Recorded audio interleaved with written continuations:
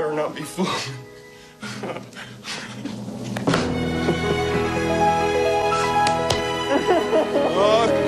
Okay.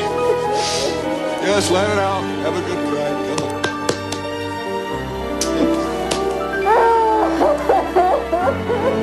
Okay, that's enough.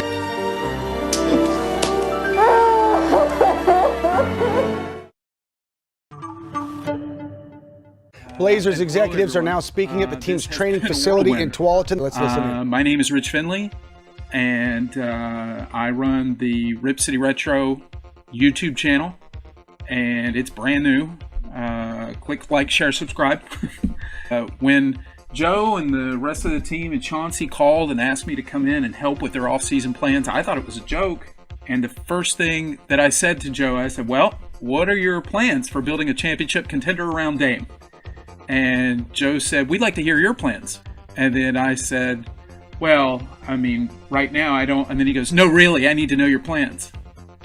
In the goal of building a championship contender around Dame, which is something that this organization is committed to trying to attempt to do. And I think that level of commitment-ish really says a lot. Joe took me into the war room, as they call it here, and I looked at that big board, and the fact that it was completely white could be alarming to some people, but I really looked at it as this organization's commitment to being open to everything. I just want to say one thing real quickly about our owner, Miss Jody Allen. She had me up to her office a little earlier today, and I had on a suit. I didn't have this on. And she said, we need to get you some team gear. And I said, okay, great. And she just happened to have this in her desk. And she said, you need to put this on. And then I said, I'll go change. And then she was like, no, you can just do it right here. I mean, that's the kind of owner that Jody Allen is. She just, she wanted action and she got it right then. One thing that I would dispel about this owner is we did have a conversation about the luxury tax. And contrary to popular belief, she did not burst into a scream much like a feral cat stuck under a bed when you're trying to get it out from under it. So I would just like that to be known. So having said all that, I'm thrilled to be here. And now I'll turn it over to Joe so he can just nod uncomfortably, even if he's not being asked a question. Joe?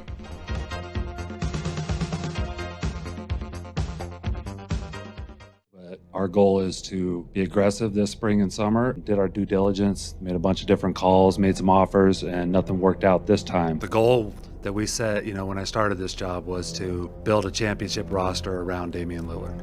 The goal going into this trade deadline was to be extremely aggressive, and we're borderline anxious to push all of our chips in. We can't wait for that moment to happen. Hopefully our track record has shown that we're willing to be really aggressive. We're going to be ridiculously aggressive to the point where once we push our chips all the way in, that's just us pushing our chips in. We feel extremely obligated to put a great roster around Damian Lillard. There's a lot of things I want to change as we refine and get into super duper win now mode. Worked it super hard, came up empty. Jody and I have had a lot of conversations about how important it is for us to do right by Damian. Dame and I talk all the time. All the time. We don't have room for error. We need to get this right. I'm new to this job. I'm young in this position, and I'm learning and trying to learn as quickly as possible and trying to make as few mistakes as possible as well. It's time for us to start moving quicker towards having a roster that's ready to compete at the highest level. If we're committed to winning now, we have to be able to live with, what the future holds for some player that we traded. Dame and I talked when we last talked. There's nothing we want more than to, number one, for Dame to retire a Trailblazer, and two, to put a winner around him. The best player in Trailblazers history that wants to be here and wants to have a winner put around him. We've planted a lot of seeds on some deals. Could be tomorrow, could be next week, could be going into free agency or outside of the moratorium. I just wasn't going to be moved at all by need. I already said that, I would love to see Dame retire a Trailblazer. I have zero desire to trade him. I really hope this works out here. And I think you can tell how excited I am about Scoot Henderson. Do you feel like you're in danger of losing him? No.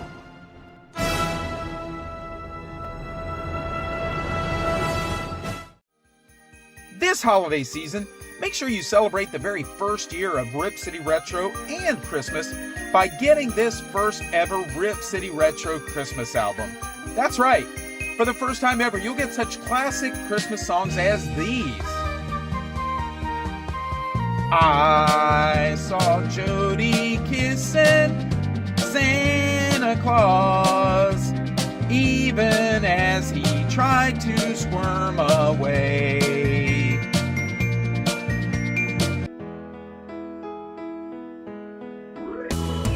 Oh, holy shite, our offense is so awful. It is the fourth, and we haven't made a shot. The Blazers can't lose, baby, it's Chauncey coaching. They're up 26, baby, it's Chauncey coaching.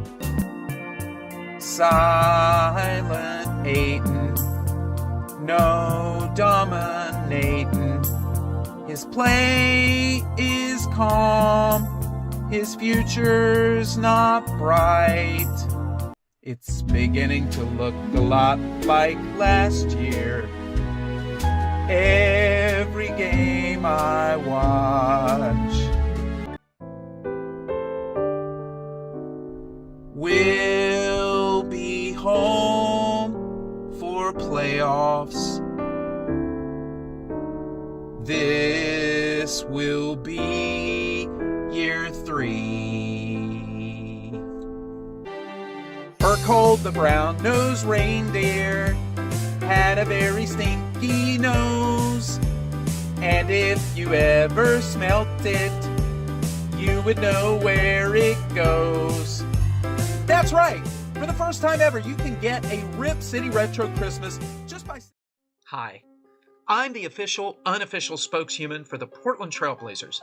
You may have heard that our viewership ratings are down as much as 60%, by far the lowest in the NBA, even though the overall NBA viewership numbers are up this season. We here at the Portland Trail Blazers wanted to reach out to our amazing fans who might be concerned about what the state of our franchise actually is. The answer, of course, is Oregon. Blazer fans were hoping that the franchise would return to its winning ways with dreams of reliving the glory of 1977 and the early 90s. Fascist. Current regime of the Portland Trail Blazers has much more positive, practical goals for the franchise, like staying out of the repeater tax, hiring inexperienced people, and rebuffing attempts to buy the team. These are the values real Blazer fans care about. Well, at least our media members who want to keep their press passes. True Blazer fans are the best in the NBA, and know that criticizing our front office's moves in any way, shape, or form is completely toxic fandom. Radicalized Blazer fans often use fear-mongering rhetoric, such as loyalty, backcourt logjam, and conflicting timelines, while more sophisticated Blazer fans see this language as divisive and negative, and choose to use much more unifying phrases such as, "What is Joe supposed to do?" "It's all Neil's fault," and "What is Chauncey supposed to do?" Toxic Blazer fans endorse such harsh moves as selling the team, while more loyal Blazer fans see the vision of waiting until the trade deadline, and then waiting until the draft, and then waiting until free agency, and repeat. We're committed to extending the long-term commitment to excellence that our owner Paul Allen showed the Blazers, owning it for over 30 years. Allen purchased the Blazers in 1988 after starting the personal computer revolution with Bill Gates in the 70s and 80s, a move that changed the world forever. Paul's sister, Jody Allen, is quite accomplished herself, having studied drama at Whitman College in Walla Walla, Washington. While traditionally male-dominant organizations like WWE had their corporate executives signing non-disclosure agreements to make sexual harassment lawsuits go away from former employees, Our female owner shattered that glass ceiling when 5 former security guards signed NDAs to make their sexual harassment lawsuits go away. Take that, patriarchy. We here at the Portland Trailblazers believe the key to success is to look forward, not backward, just like our owner is looking forward to the new TV rights deal and the league expansion into Vegas and Seattle, which assures her a hefty payday. What a visionary. Did we mention the team's not for sale? The Blazers have always played a key role in the community of Portland, Oregon. In fact, as part of our public outreach initiatives, we intend to bring about our own brand of universal health care to Blazer fans, as we intend to cure Blazer mania forever. Toxic Blazer fans want the Blazers to compete at the highest levels, potentially setting themselves up for heartbreak if the team gets very far in the playoffs in the future. We here at the Portland Trailblazers, we want to dilute your misery and stretch it out over many, many years. It's for your own good. And we at the Portland Trailblazers have a message for the media as well as any fans who agree that it was a good idea to not conduct a thorough search for a general manager at the most crucial time in franchise history. You're naive, and you're useful to us. If you disagree, we'll have our minions call you misinformed without providing context. Toxic Blazer fans have criticized our coach for his adjustments, his player rotations, and his numerous blown leads. While many members of the media will tell you, many players will run through a brick wall for Chauncey, just not get back on defense. We want you to be as excited about our young core as we are, who we are fully committed to building a championship roster around. Players like Scoot, Anthony, and number 17. We believe that everybody deserves loyalty and respect, with the notable exceptions of our longtime announcers, our most beloved player, and our fans. Nevertheless, we're confident that silencing our critics through emotional manipulation and gaslighting, that eventually our ratings will improve. Why? Because we care about you.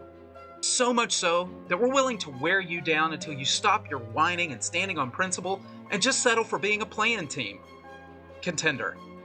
And that's love. So the next time you hear a fellow Blazer fan say, I love the Blazers so much, but it's really hard to root for this franchise when we have an owner that never addresses our fan base and treats the franchise like our own personal ATM, a GM who overpromises and underdelivers while never admitting specific mistakes that we can all see, a media that rarely holds anybody accountable for the moves that they make, even though they're detrimental to the franchise. And how are we supposed to root for a franchise that looks our most beloved player in the face and lies directly to him? How are we supposed to develop any emotional attachments to any future players when this ownership and management group is still in place? You walk right up to that fan, look them straight in the eye and say, you're misinformed, and then walk away. So the next time you're looking for something exciting to watch, give us a chance, even though we didn't give Dame one.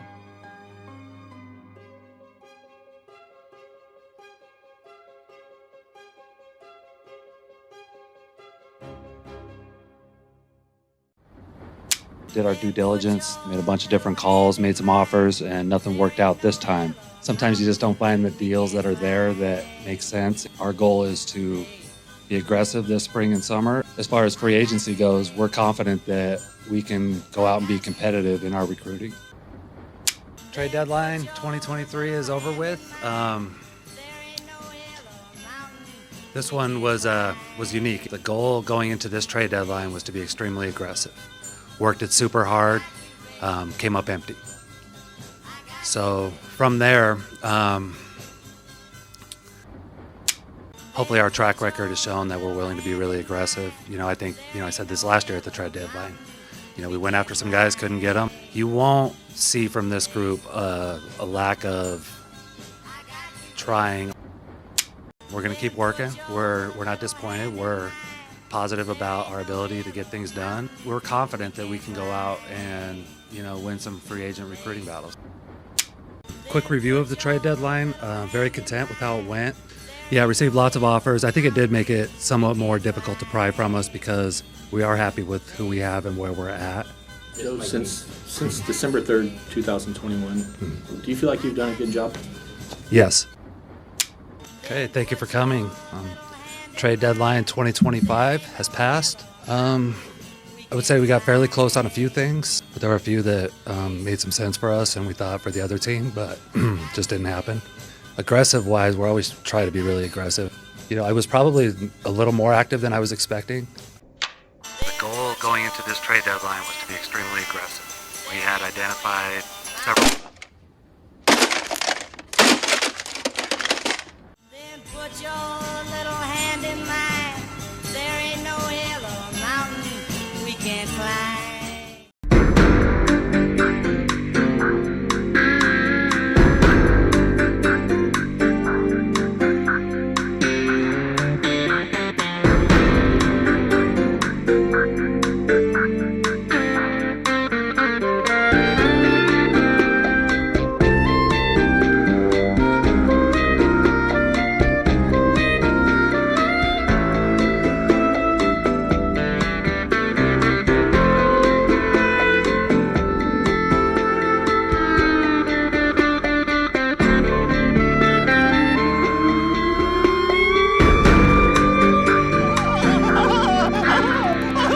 Now I'm sad.